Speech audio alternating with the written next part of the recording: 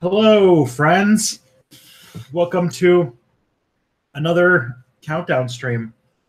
So for anyone who's new here, this is where I talk to my audience for a little bit, and I talk, answer questions, chill out, and a new video comes out at the end of it. Brand new for everybody. It's a good time. Everyone will be having a ball. So, guess I should start, though, by having a little bit of some announcements. You should say that on March 25th, I believe that's a Sunday, we're going to be doing a subscriber appreciation day with Peter Coffin. That should be fun.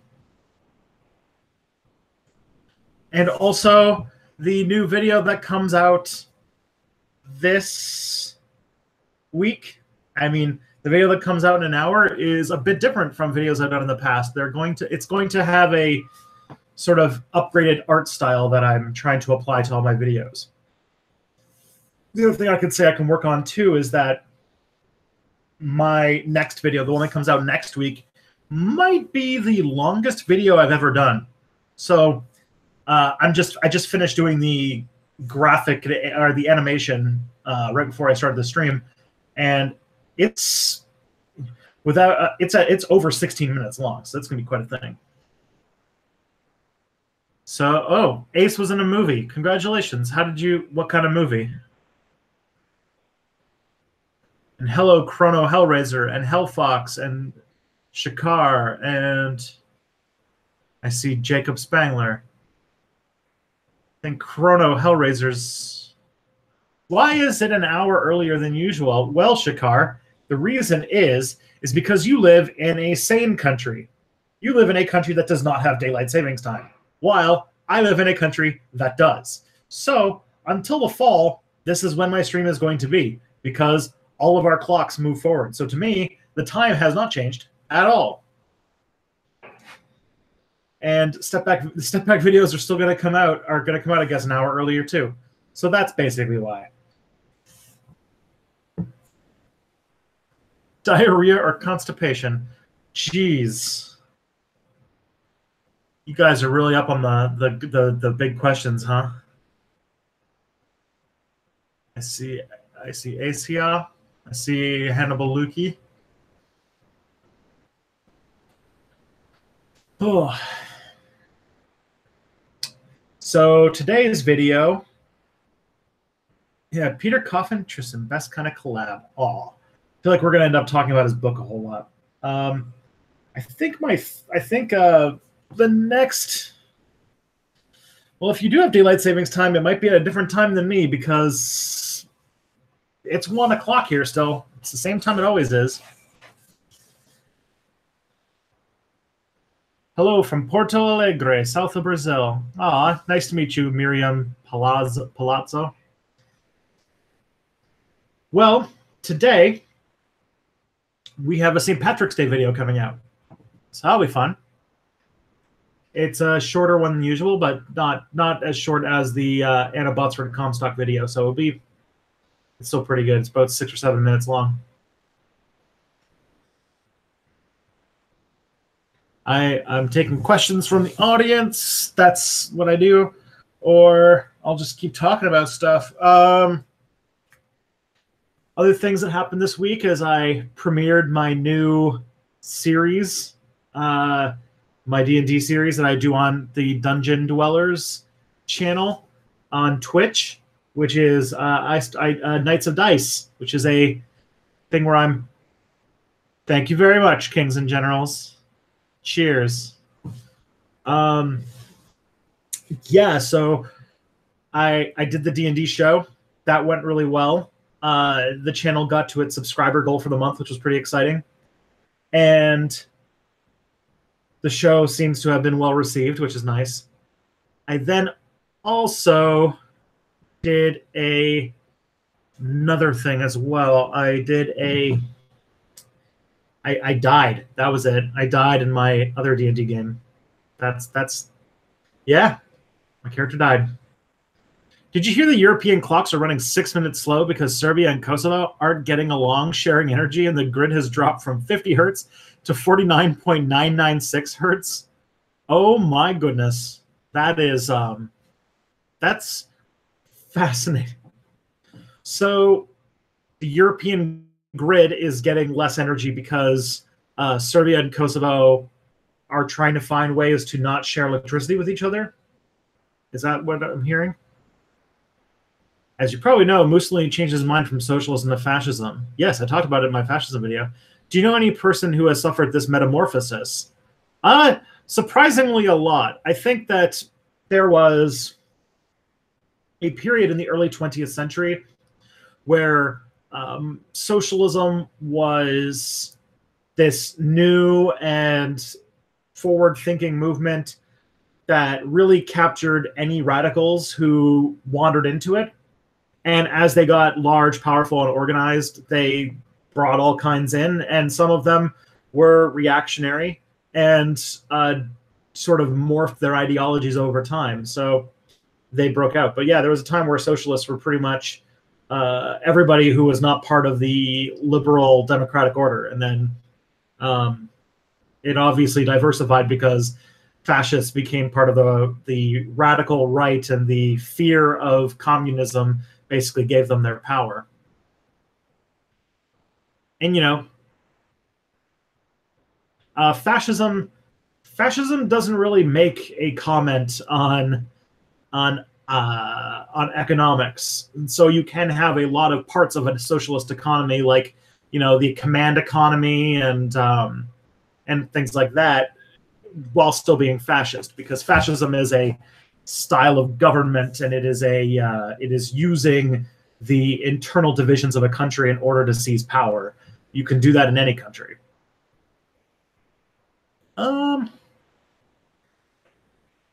What's your opinion on the hate speech law? My opinion is that I hate that law. It's taking our freedom of speech. All right. Okay, even the most hardcore free speech advocate knows that there are some rational limits to put on speech. The go-to case that everyone puts out is that you can't yell fire in a crowded theater. What the hate speech law, at least I know the Canadian one, I don't know about other ones, extends that to speech designed to elicit hatred and violence, specifically violence, most of all, against a minority group that has been persecuted against. So it is illegal in Canada. I don't think in a way that you would actually go to prison, more in a way that you would get a fine or you would get your book taken off the shelves if you like called for the death of a ethnic group or something like that. And I mean, I would say that falls under a rational part of limiting free speech, because it's in the same way that yelling fire in a crowded theater, you're using your ability to communicate in a way that will that can lead to panic and death. And so I don't see why this is a bad idea. I don't know why everyone becomes all of a sudden like Thomas Jefferson when it comes to defending people who advocate for genocide, but when it comes for, you know, people trying to speak up about issues with you know, using proper pronouns and things like that, that all of a sudden nobody cares about free speech. So it seems to be just blank.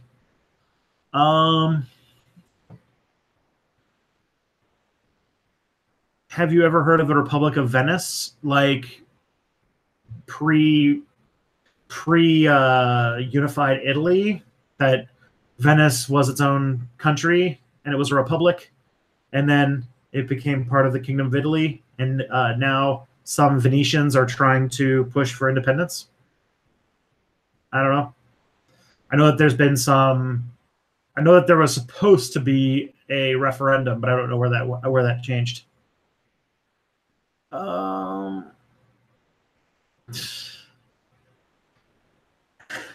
Should Contra Points change your name to Sandinista Points? Oh my, that would be fun.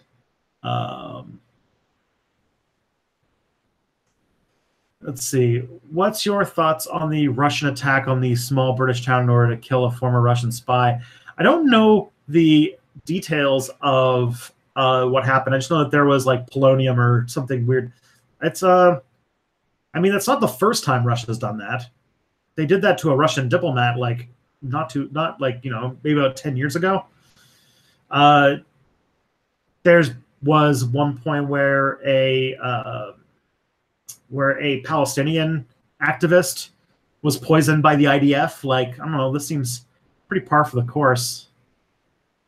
If you could choose a country that had contributed to today's world in bad and good ways, if you could only choose one country that had contributed to today's world in bad and good ways, which would it be? I mean, the easiest go-to is the U.S. We are living in the world that the U.S. created after World War II, for good and ill, mostly ill.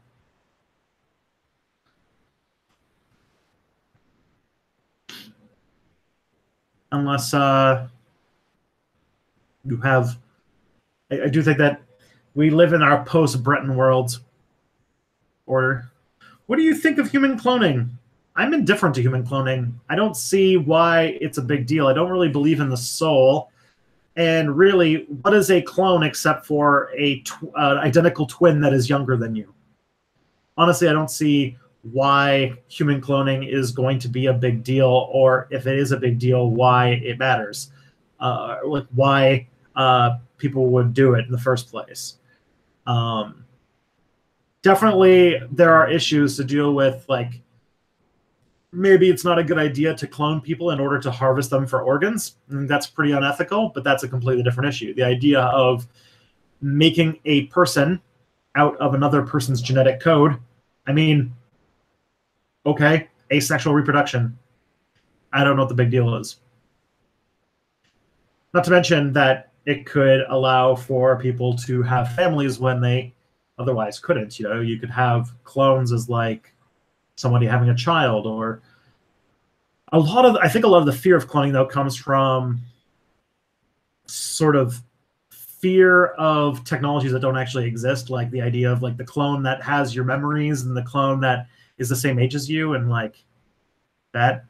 Oh yeah, you can also just clone organs in like a tube, just grow the organs, and then what would have happened if the War of the Worlds actually happened like it's described in the book? I mean, we'd probably reverse engineer all that technology. We'd probably be at Mars by now trying to figure things out. I imagine that having our first interaction with another species, especially one that is hostile, might bring us together in some sort of weird way. But I imagine that effect would be rather temporary. And after a while, I'm sure things would go back to normal, but we would have ray guns and some technology that we take from like picking apart the flying saucers and tripods. My teacher, we're not going to spend all lesson watching Step Back History. My class, sorry, sir, it's time for you to leave. What? Okay, Ace, you got to tell me what happened, really. Unless you have like a history professor that just keeps asking you to watch, or that just watches YouTube videos all the time. What do I think of this person? Lavrenti Beria. I do not know who Lavrenti Beria is. I do not know that person. I tried to do a quick Google search. It sounds like he was some sort of Soviet person. I'm not like that knowledgeable about the internal politics of the Soviet Union. It'd be cool to see a World War I era warfare with tripods and heat rays. You know what? That should have been the War of the Worlds movie, not that thing we got with Tom Cruise. I would way prefer to see it like era specific, where like you actually had World War I technology and alien invading. It's like I'd think that would even be a better story than the what's it called, the Turtle Dove in the Balance series. It's a Star Wars prequel reference. Oh boy. The Star Wars prequels. How I would like to forget about those. Hello, Audible Anarchist. Cheers.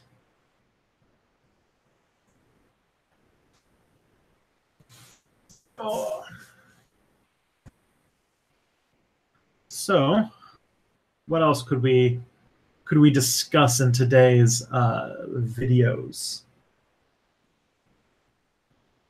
What's your favorite prequel movie? I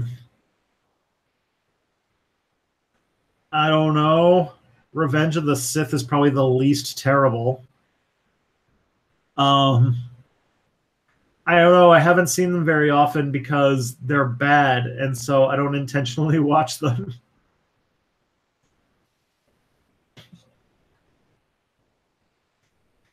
Lavrenti was the Gulag sender, leader of the NKVD. Well, I would not like anybody who uses or sends people to gulags.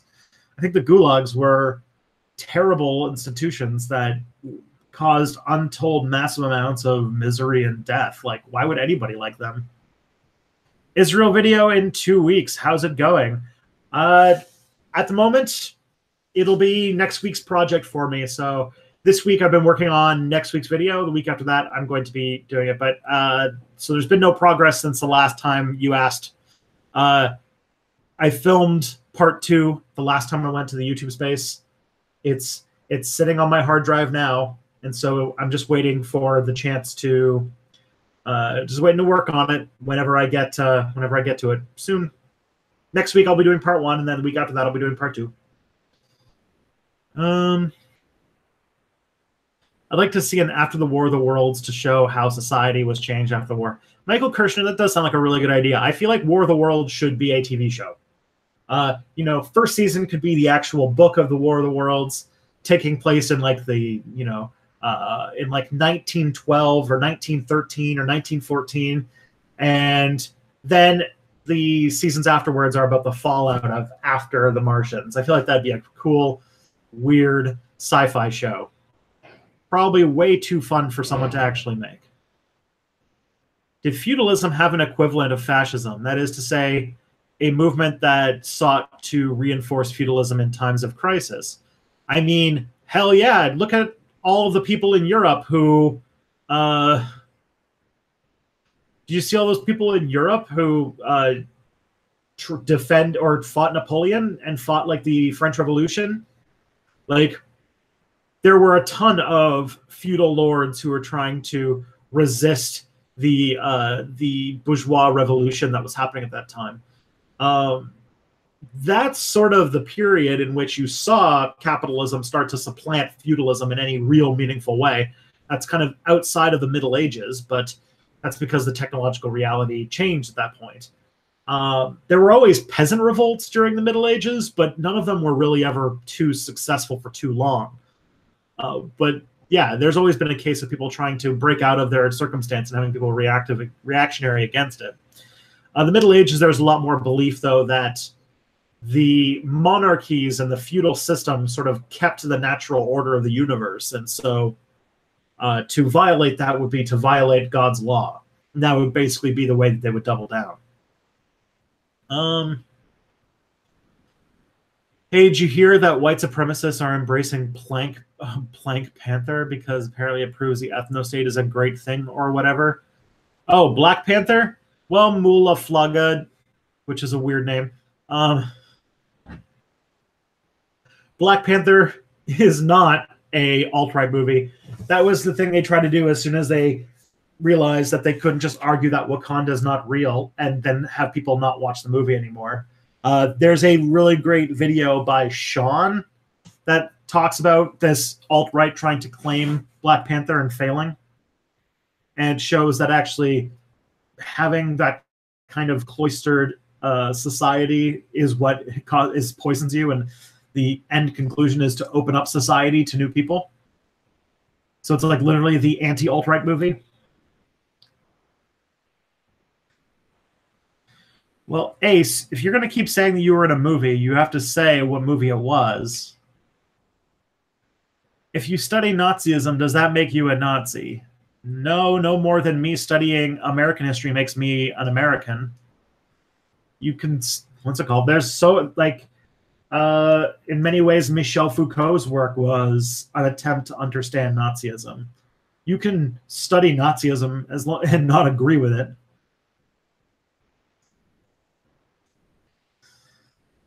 Do you see pre-war Southern USA as neo-feudalism?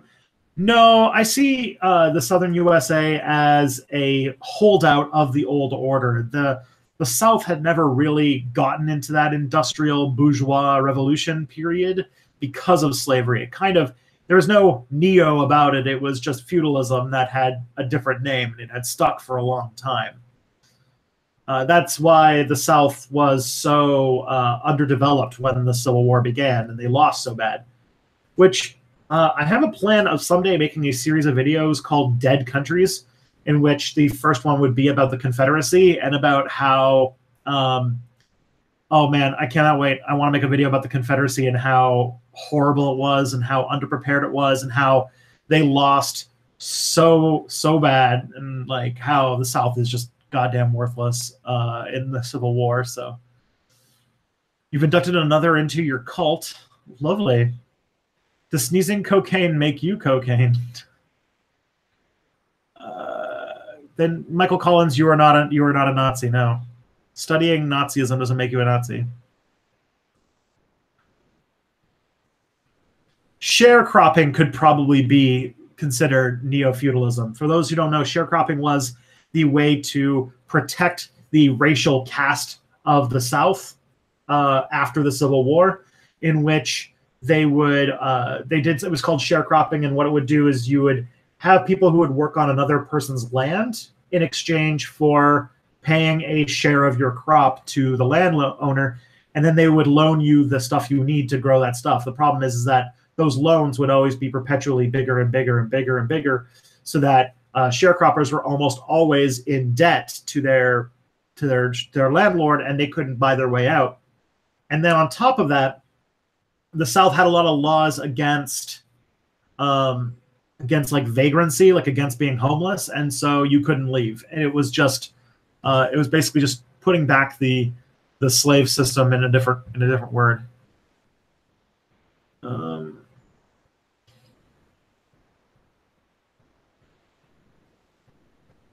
I do have a chance. Are you talking about The Death of Stalin, Hannibal Lecter, as like the comedy movie that just came out with like Steve Buscemi and like Jeffrey Tambor, etc.? Because if that's the case, I do want to watch that. I do have that. I'm going to watch at some point.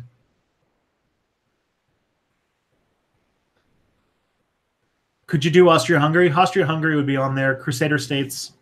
I should probably make sure that they're on there.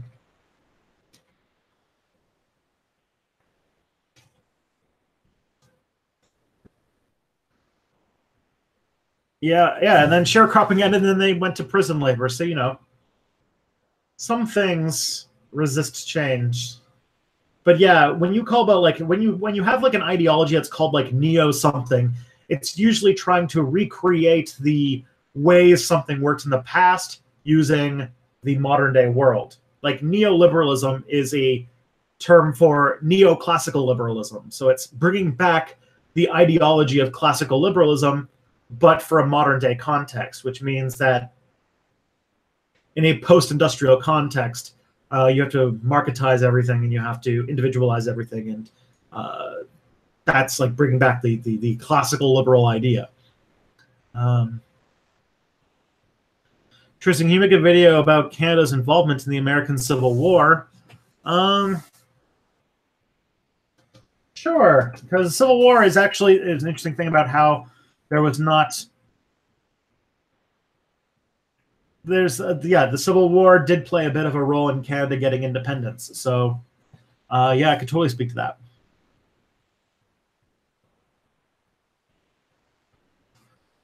At least that's just what some teacher told me at some point. Maybe it's not true. I'd have to investigate it, which would make for a good video. Because a title like "Did the American Civil War Create Canada" would be a great video title.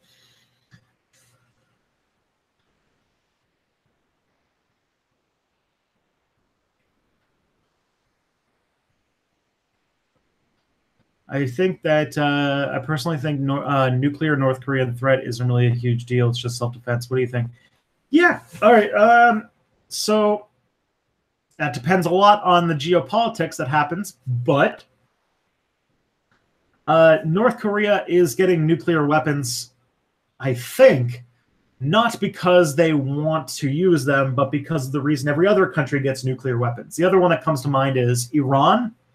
The reason why Iran wants nuclear weapons, and that is because the United States has military bases surrounding it on all sides, which is like the United States basically saying that they want to invade and conquer Iran. People get nuclear weapons because geopolitically they are powerful weapons. They don't let you, they keep, you can't really fire them unless, you want to be responsible for Armageddon, but having them makes you basically invasion proof. And that's all North Korea wants to do. North Korea wants to survive. They feel, and they're not entirely wrong in this, that the entire world is against them and wants their country to no longer exist. And they like existing. So they are doing whatever they can, including getting nuclear weapons, in order to stay alive. How does the Doomsday Clock work? Well, the Doomsday Clock is run by a group called the Committee of Concerned Atomic Scientists. Every year, they update the clock with their annual report on the state of global security and safety. I don't think there's any strong metrics about how to turn it forward or backwards, but it's their gauge of how roughly tense the world situation is. What country doesn't want to survive? It's more strategy. Most countries want to survive. There's not many countries that feel threatened. Iran and North Korea both were on the axis of evil list a few years ago, along with Iraq, where Iraq was invaded, Iraq was conquered, and they had regime change. So yeah, Iran and North Korea were like, oh, we should probably really get on this nuclear program so that they can't conquer us as well.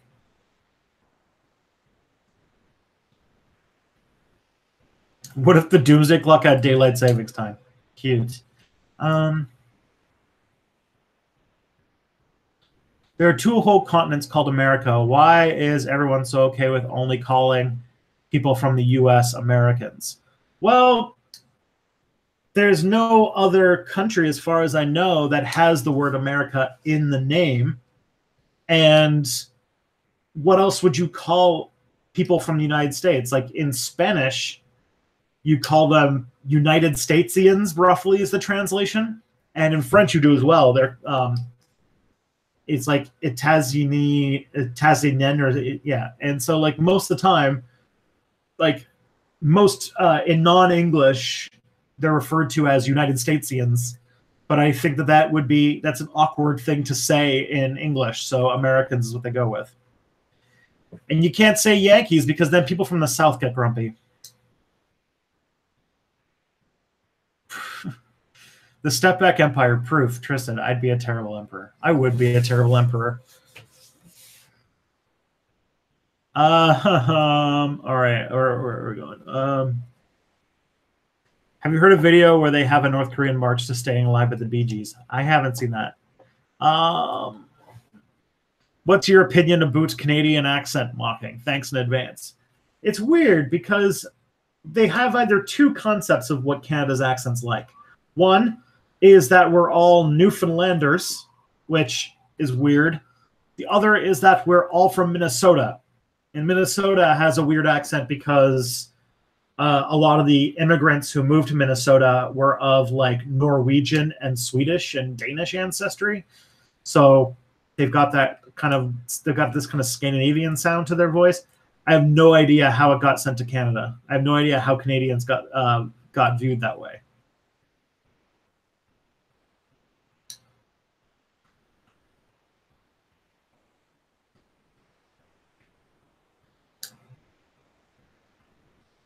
So I guess that's what I could say to that.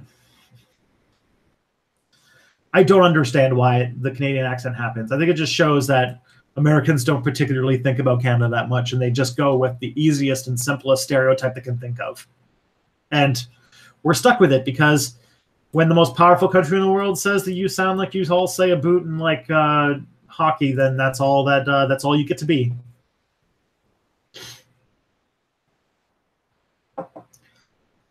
Pierre Elliott Trudeau once said that Canada living next to Canada, or Canada living next to the United States is like trying to sleep with an elephant. You just have to hope that it never rolls over. You do feel, as an American, it's kind of grating when everyone uses the Southern dialect of American English to mock us. Okay, yeah, there are some Canadian things. Like there is sorry and other Canadianisms that do seep out. Like Kelly, my wife is an American immigrant, and she always reminds me about some of the little things like Z and Z. Ugh. Feels bad to say Z. Please come to Israel. I will someday. The problem is that if I go to Israel, I can't go to the rest of the Middle East. So I have to go and see the rest of the Middle East first before I go to Israel, or else the rest of the Arab countries won't let me in. And I really want to see a lot of the Middle East at some point in my life. Also, it's on the other side of the planet. It would cost me way more money than I would make in several months in order to go. Did you know that World War II isn't actually over? Michael Collins, you're going to have to explain that a little bit more. What do you think about the assault of the Russian guy in England? I don't know too much about it. What's your thought on the British accent? Can you please tell your American fans that most British have never said gov unironically? Oh yeah, they always think that there's like the stereotype that Americans or that British people sound like they're 19th century chimney sweeps, you know, the whole old Cockney thing. But I don't know. I think what's interesting about the United Kingdom is that their accents change so much. Like in London, for example, there's like accents that represent like a few blocks, and like people could have like this really strong sense of identity based on accents. You can tell where somebody is from just like that, just by like how they speak, and it's so weird.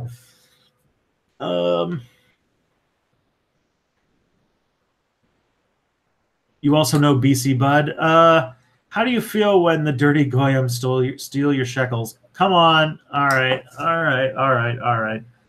That's anti-Semitism, Wolframium. I'm not gonna answer that.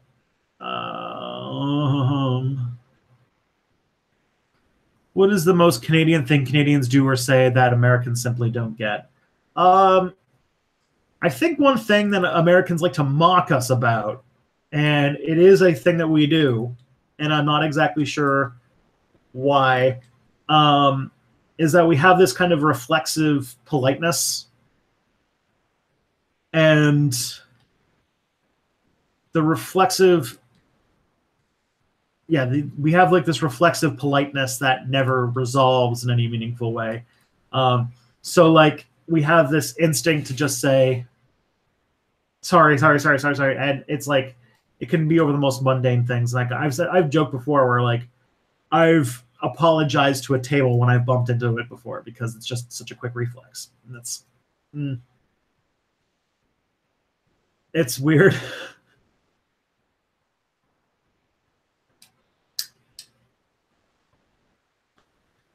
As for things that like, I'm trying to think of things. Americans really seem fascinated by the fact that we use bags for milk. I'm not exactly sure why that freaks them out so much, but that is a thing. Oh, so it's like the fighting over the Kuril Islands or whatever. Cool. All right. I'm not going to give you a share, Wolframium. Just there's so much anti-Semitism that has just decided to appear lately because of the alt-right that I'm just on heavy guard these days.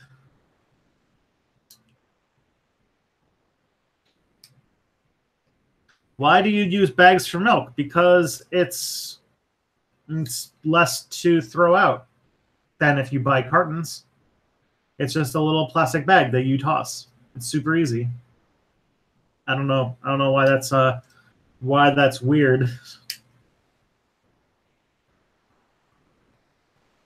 It's probably just because it's like such a regular standard thing and it's like a staple of every home. And so it's like the most obvious standout thing to say that you are not in America anymore. And Americans get really uncomfortable when they realize they're not in America. And Canada probably seems to them like this weird place where everything is just like America except slightly different. And least that's my experience going to America. So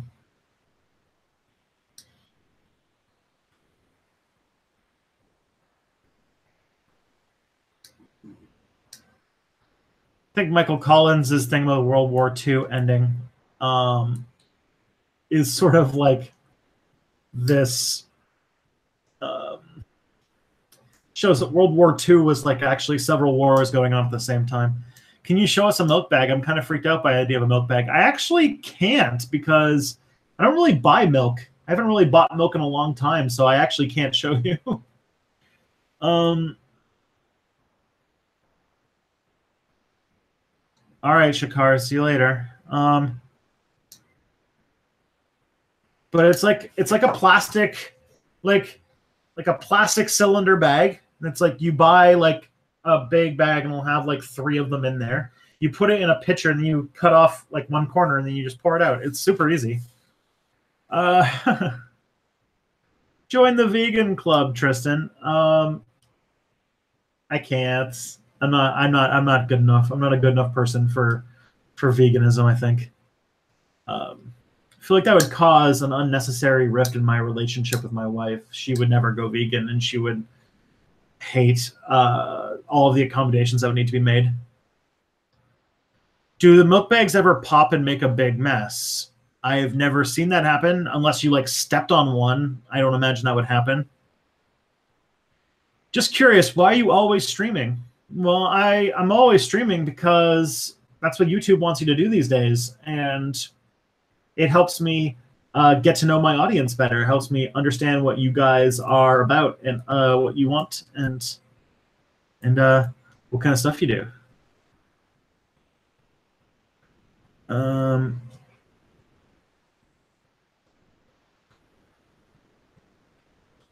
No. So Ace, just like Google a milk bag. That's all I gotta say. Is like it's not that weird once you see it and you see how it works.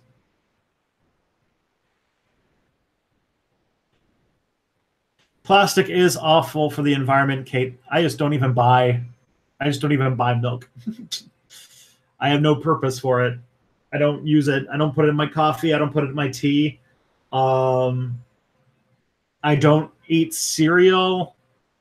When I cook, I get just the amount of ingredients that I need, and I don't need to ever buy milk. So I don't know. It's just never been a thing I bought. And even if I did eat cereal, I would probably buy like almond milk or something because it tastes better. One of your history teachers did say a long time ago that the Soviet Union and Germany never signed a peace treaty, which would mean World War II didn't end. Is that true? Well, Germany was basically erased from the map and rebuilt from scratch. So I don't know if that counts. Soy milk and tea, the beverage of civilization. That does sound pretty good. Yeah, you put the bag in a special milk filter. It's pretty, or a special milk pitcher. What if Tristan is the gov all the 1800 guys are talking about? Oh, God. Thoughts on Spain? What about Spain? There's lots of things to think about Spain. It's a country that is really, really old, and it's all stuff. I want to go to Spain. I do speak a little bit of Spanish, and I would love to see some of the cool medieval stuff that's in Spain. I like Spanish food. Paella is pretty nice. I like seafood. There's a lot of seafood in Spain. Yeah, I don't know. I think that I would love to go to Spain at some point. Spain is a cool country. Blame them for the Maine. Except it was not Spain. It was a fire. It was probably something from the engine, the spark that caused the fire, that caused the powder to explode. Should Catalonia be given independence? I mean, if they want to, I don't see why not. I don't see why, if a group wants to become a different political entity, unless they're doing it for like super racist reasons or something weird, then why not? Like, especially in Europe, where you have the European Union, so you have those common borders, common markets, everything. Like, I don't know. I don't understand why it's such a big deal, but Um,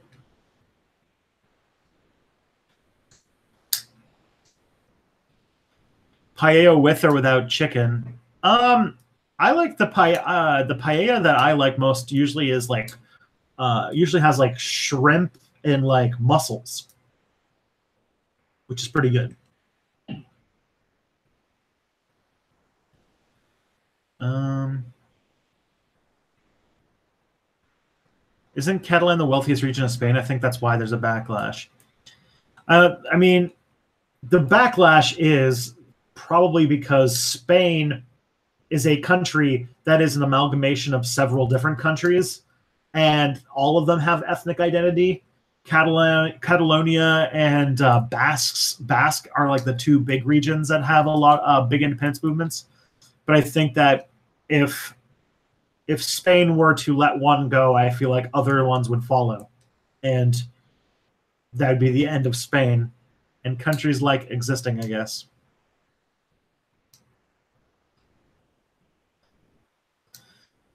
And yeah, there is the fact that Catalonia is just rich, which is a big deal. Yeah. Hmm. Like there is that angle, there is that fact that Catalonia is way better off than the rest of Spain, but then there's other aspects that would say that well, Spain was the one Spain was the one who elected Frank or who let Franco become dictator, and it was Catalonia that fought like hell to keep them out. Um, and remembering that kind of would also make me think, which would make me think that Spain might be more of a reactionary, like royalist angle. I think that I'm not sure. I don't know why we get so hung up on countries in the first place. To be honest, I don't know why the Catalonians are making a big deal about it. I don't know why Spain is making a big deal about it. I don't know why a lot of countries make a big deal about being their own countries. And I don't know why everybody is so eager to see these things happen because it seems they just want to see the map change. There seems to be so many people who want to see like major geopolitical upheavals and instability just for the sake of seeing borders change on a map. And that seems a little weird. Oh yeah, nationalism. And you guys probably all know, Emil, you're probably pretty familiar with how I feel about nationalism.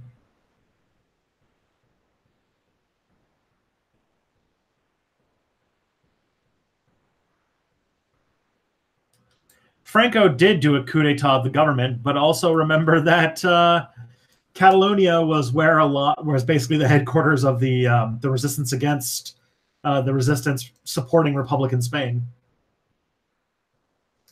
Like, there's La Vanguardia writes a lot about it.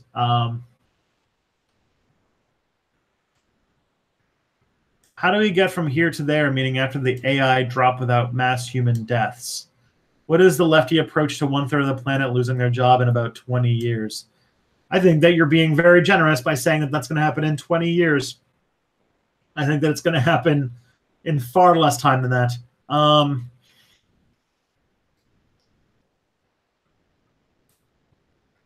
would probably say that there are some stopgap measures. People have floated the universal basic income concept as an idea of how to manage the transition, but honestly, just just a lot of the time is going to be the death throes of capitalism, and I think that I'm not sure if there is a way to get through it without some sort of pain. I don't know how to solve that problem because capitalists are going to hang on to the system even when it makes no sense for quite a bit. I'm not sure where to go from there. It's going to be a weird time.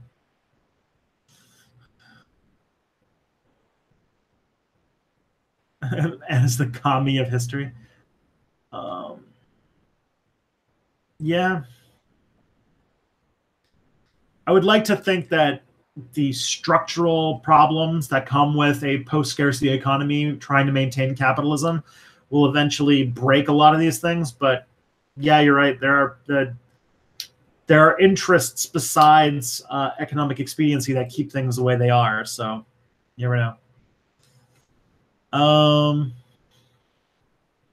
Of course, Spartan 101's calling me a god more times. Okie dokie. What else, bud? Yeah, but I do think that there's a double. I think that right now you're seeing the issue that comes with the end of capitalism. You are seeing people doubling down on the ideology of clinging to the capitalist order even when it doesn't work anymore. And I'm not sure how much longer it's going to last. I think that the fact that there's a lot more socialists and there's a lot more people going into like extremes on the left and right is a sign that the center cannot hold. The order is collapsing, and we need an answer. And unfortunately, the answers people seem to be having is either descending into reactionism or trying to change the system. And unfortunately, changing the system isn't a minority right now. How do we know that Tristan is not already a robot? I have a lot of robotic tendencies.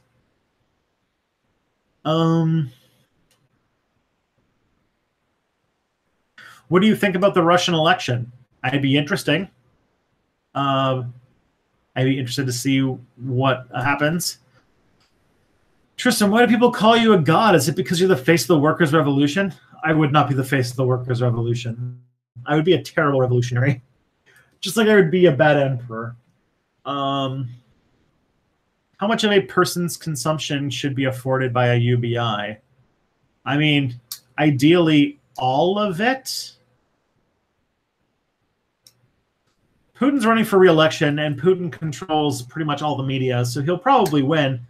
The only thing, though, is that I think, isn't this year the year where he hits his term limits? I know there's some issue with Putin and term limits that's coming up soon, because he changed the constitution so that a president could do two sets of two presidential terms. I'm not sure if they changed that yet. Okay, he changed that law.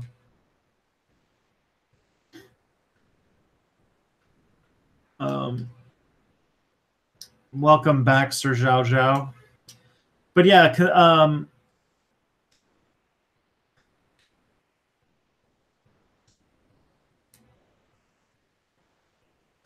yeah. So one of the things that Putin did is Putin ran. He was president for 2 terms, and that was the term limit in Russia. So he then became prime minister, and the president was Dmitry Medvedev, who ran for 1 term. And then Putin became president again. And what they said basically was that Russia was going to allow for somebody to do 2 sets of 2 terms. And now he's approaching the end of it, and a lot of people are expecting that he's just going to declare himself dictator at that point, once he has run out of constitutional room to keep being president. And I have a friend who does Soviet studies, and he says a lot of Russians would prefer to just have a dictator that they can vote out if they really don't like them. And that would be the kind of government they would like, which is, I don't know if that's true. I think I'd have to talk to more Russian people to get their advice, but that was something I was told about. I don't know. I feel like a lot of democracies are kind of descending into nothingness. Like, yeah, Xi Jinping, I mean, China was never really much of a democratic country to begin with, but Xi Jinping basically becoming the dictator of China is a worrying sign. The United States basically electing its first dictator in 2016. Like, it's going to happen. It's going to happen. I think democracy has the like liberal democracy that we all seem to love is going to kind of collapse because it's not democratic, and people are noticing that. And in order to hang on to power, you need to abuse more and more of the power of the state in order to hold it, and so eventually results in dictators.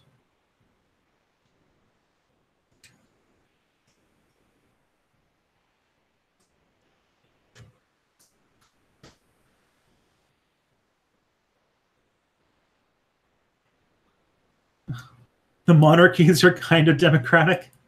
You might have to explain that one.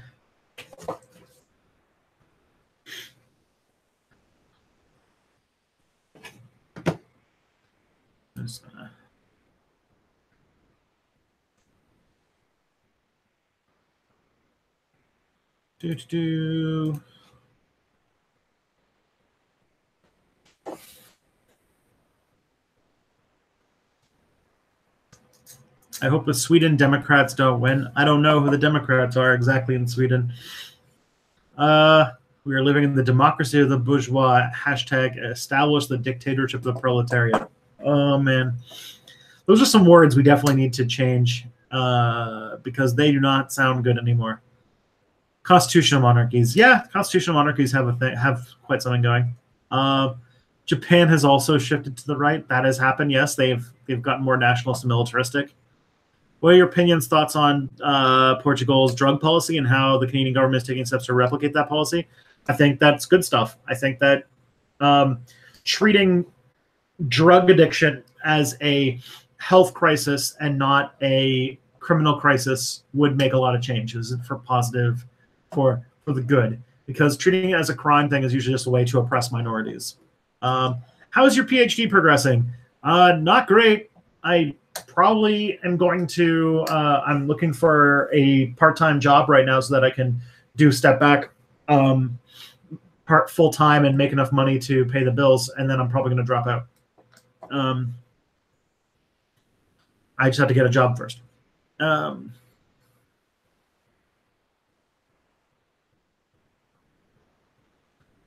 Okay, yeah, the Sweden Democrats are Nazis. That's not great. I don't like Nazis at all. And I do not like anti-immigration policies or populism. So, yeah, that sounds nasty.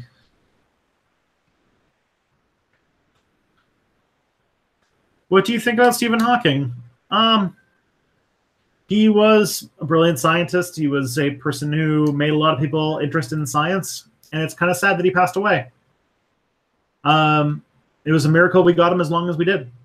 And I thought that Stephen Hawking was somebody who I really admired when I was younger. So, you know, it was sad. It was sad to see Stephen Hawking had passed away. Connecticut might be the next to legalize recreational marijuana. Yeah, I think once Canada legalizes it, I don't know. I'm not sure how the U.S. will be able to hold that anymore with so many people going to Canada to smoke weed. I don't know. Let's see how that. I would be interested to see how that goes. Yes, Michael Collins, Stephen Hawking. He passed away yesterday. He died on. I'm not sure where it was in Britain where he lived, but he died sometime in the night between Monday and between Tuesday and Wednesday.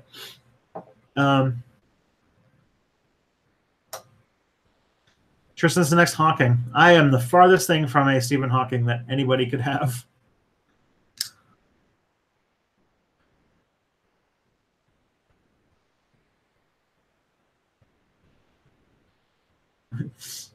Stephen Hawking is resting in heaven with my self-respect. Oh. Isn't populism necessary in some cases? I mean, it's nice to get people on board for things, but like just using people's prejudices and anger to make change doesn't really lead to lasting change, and what change it does lead to is usually terrible. There is like a populism of the left that's about, you know, attacking the established order and trying to develop something, but right now it seems to just be a way to harness reactionary and racist anger in order to get political power, which is, if you saw my fascism video, it's pretty much how fascism works. Are you familiar with the modern-ish American philosopher Alan Watts? I am not. Thank you, Hell Fox, for the kind words about my fascism video. I hope you're talking about my fascism video.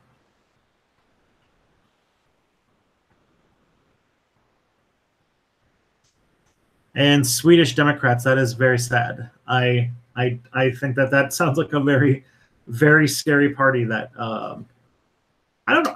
I gotta figure out what it is. Why is it that these like countries that we see as super progressive, like Sweden and Norway and Finland, seem to have this problem with having lots of Nazis?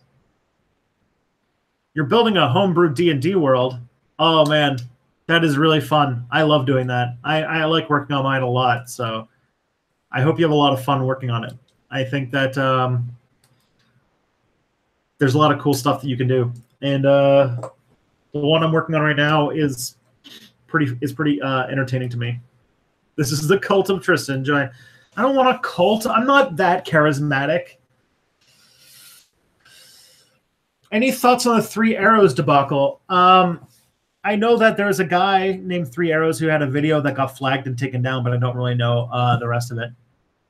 What's your theory about the Olaf Baum assassination? Is that the person who got assassinated in England just a few days ago? I don't really know the details about what's going on with that. How long do you think it will take for the start of nationalism-fueled World War III, Trump versus Putin dick-swinging competition? Trump and Putin seem to be pretty on board with each other. I don't know what... I'm not exactly sure if World War III is what it will be, because it seems that there's no place where socialism's winning. Nationalism seems to just be winning across the board. And still, it hasn't escalated into warfare yet, but I don't know. You need an opposition to have a war. Well, it's good to know that somebody got a bunch of subs. I hope that person's not a terrible person.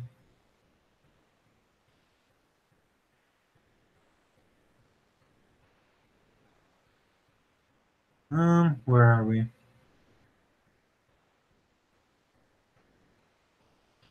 We have the Danish People's Party in Denmark who support the government. The Danish answer to Sweden's Democrats. Okay. Interesting study, anthropological study of right-wingers in Europe. The other thing, too, though, is that, like, there's a lot of, like, Swedish neo-Nazis who are, like, also really involved in black metal, and I don't understand this at all. Like, there's, like, people who are, like, hardcore black metal people who are also Nazis, and, like, there's a lot of them for some reason.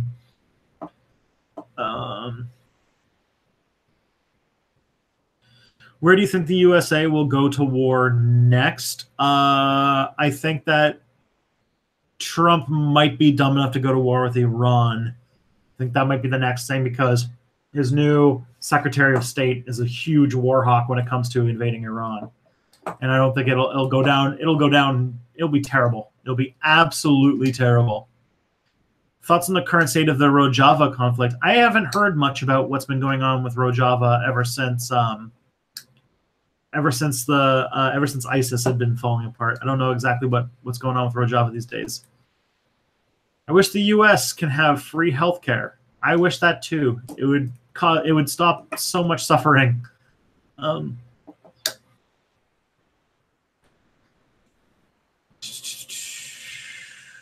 We're almost at the end of our time here. Got about 1 more minute. The black metal thing might be some weird link between traditional paganism and romanticism. That can make sense. Black metal types really reject Christianity, and it slops over into hating all incoming cultures. Yeah, there's that aspect as well. Black metal. Oh, man.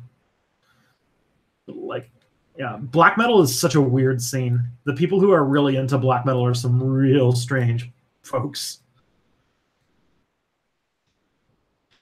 You have free healthcare and single payer through Medicaid. Yes, you do, Michael Kirchner. It'd just be nice if everybody could have that. Come to Israel. If you answered already and I don't know, sorry. I would love to go to Israel someday, but I need to go to the rest of the Middle East first, because there's not a whole lot of countries in the Middle East that will let you in if you have a Israeli stamp on your passport. And I really want to see a lot of the Middle East once it's no longer dangerous. So I would really like that.